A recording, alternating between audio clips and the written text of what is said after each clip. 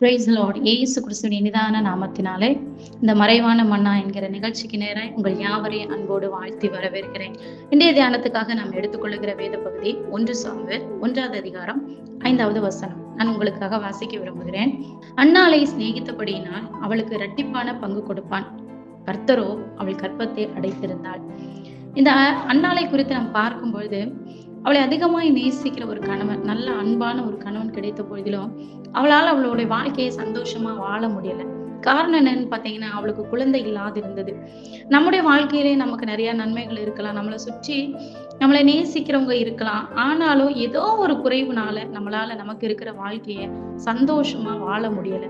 அதுக்கு என்ன காரணம் அப்படின்னு சொல்லி நம்மளும் பல முறை தேடிக்கிட்டு இருக்கிறோம்.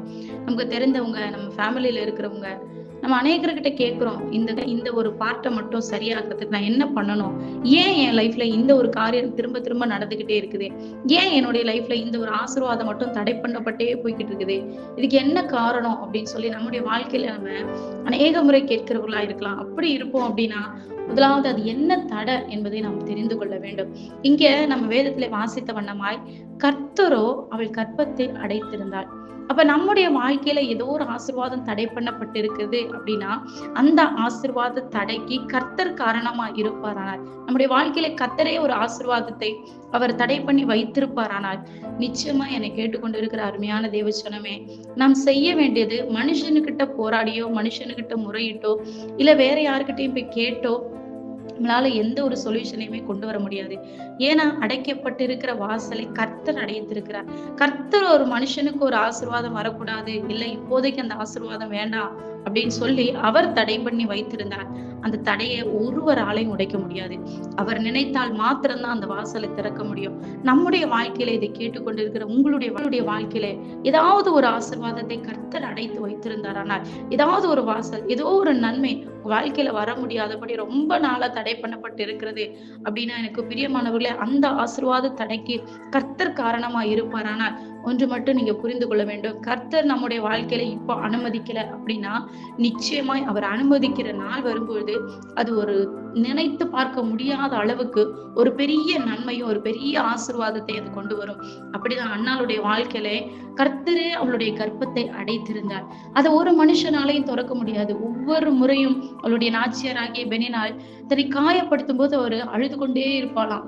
ஆலயத்திற்கு பலி செலுத்தி விட்டு வந்து அவர் கணவன் அவளுக்கு இரட்டிப்பான பங்கை கொடுப்பானாம். ஆனாலும் அவளால அதை சாப்பிட முடியல.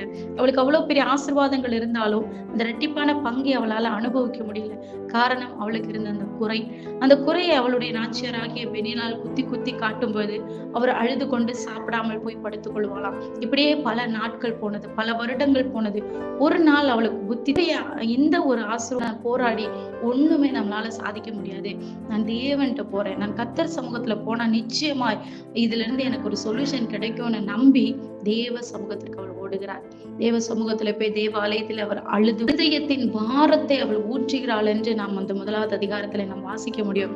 பிரியமானவர்களே, நாமளும் தேவ சமூகத்துல போய் நமக்கு ஏதோ ஒரு ஆசீர்வாதங்கள் தடை பண்ணப்பட்டு இருக்கிறதா, ஏதோ ஒரு வழி நமக்கு அங்க தடையா இருக்கிறதுனா, நீங்க மனுஷங்க கிட்ட, எந்த மனுஷங்க கிட்டையும் சொல்லி அழுதோ புலம்பியோ உங்க பாரத்தை தீர்க்காதபடி அன்னாளை போல தேவ சமூகத்துல சென்று நம் கண்ணீரோடு நம்முடைய பாரத்தை, எப்படி அன்னாள் தன்னுடைய இருதயத்தை தேவ சமூகத்துல ஊற்றினாலோ அதே போல நம்முடைய இருதய பாரத்தை தேவ சமூகத்துல ஊற்றும் பொழுது கர்த்தர் நிச்சயமா அன்னாளுக்கு பதில் கொடுத்தார்.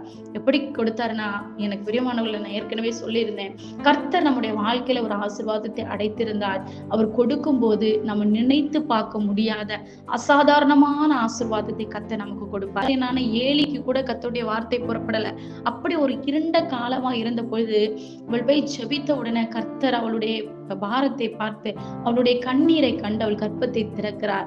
அதே போல அவளுக்கு ஒரு அழகான ஒரு ஆண் குழந்தையும் கொடுக்கிறார். அவள் பொருத்தனை பண்ணினது போல அந்த குழந்தையை எடுத்துட்டு வந்து தேவ சமூகத்திலையும் அவள் ஏழு இடத்துல ஒப்படைத்து விட்டு அவள் செல்லுகிறார். அதற்கு பின்னாடி நாம் பார்க்கும் ஆண் பிள்ளைகளையும் பெண் பிள்ளைகளையும் கர்த்தர் கொடுத்தார். அப்படியாய் அன்னாளுடைய வாழ்க்கையை கர்த்தர் ஆசீர்வாதமாய் மாற்றினார்.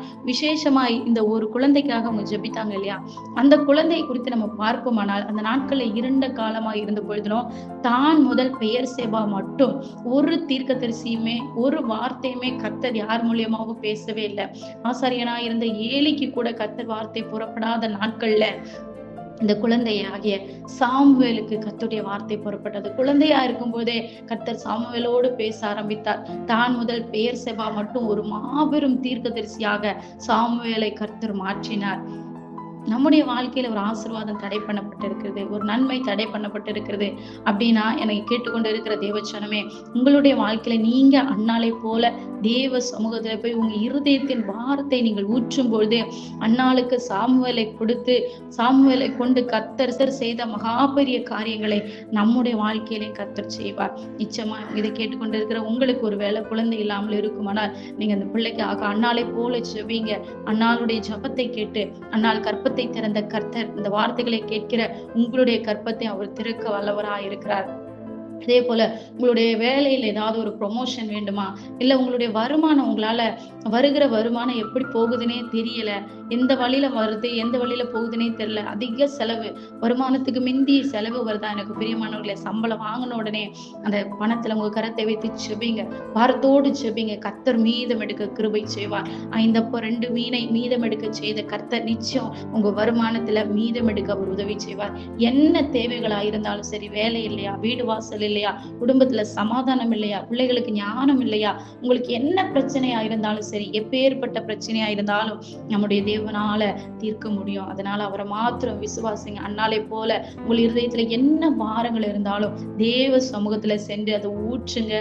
கர்த்தர் உங்கள் ஜெபத்தை கேட்டு இந்த பாரத்தை எல்லாம் நீக்கி சாமுவேலை கொடுத்தது போல உங்களுடைய வாழ்க்கையில தேவையான ஆசீர்வாதத்தை அவர், நீங்க அசாத்தியமான ஆசீர்வாதத்தை கர்த்தர் உங்களுக்கு கொடுப்பார். இந்த வார்த்தைகளினாலே கர்த்தர் நம்மை ஆசீர்வதிப்பாராக. அப்படியே கண்களை மூடி ஒரு நிமிஷம் ஜெபிக்கலாம். எங்களை அதிகமாக நேசிக்கிற அன்பின் பரிசுத்த பரலோக பிதாவே, இந்த வார்த்தைகளை கேட்டுக்கொண்டிருக்க ஒவ்வொரு பிள்ளைகளுக்காக நான் ஜெபிக்கிறேன். ஆண்டவரே கர்த்தாவே, அன்னாளுடைய பாரத்தை தேவ சமூகத்துல ஊற்றினது போல இந்த வார்த்தைகளினாலே கர்த்தாவே அவர்களுடைய பாரத்தை உடைய சமூகத்துல ஒப்பு கொடுக்குறாங்கப்பா. ஒரு பாரங்கள் நீங்கி அவருடைய ஜெபத்திற்கெல்லாம் கர்த்தர் பதில் தாங்க. கர்த்தர்களை ஆசீர்வதிக்கிறபடி நான் நன்றி. பிதா குமாரன் பரிசுத்த ஆவினாலே வார்த்தைகளை கேட்டுக்கொண்டிருக்கிற ஒவ்வொரு பிள்ளைகளையும் வாழ்த்தி ஆசீர்வதித்து ஜெபிக்கிறேன். அவனுடைய ஆசீர்வாதமும் வாழ்த்துதலும் தங்கியிருக்கட்டும். இயேசு கிறிஸ்துவின் நாமத்தில் ஜெபிக்கிறோம் நல்ல பிதாவே. Amen. May God bless you. For prayer support, please contact these numbers.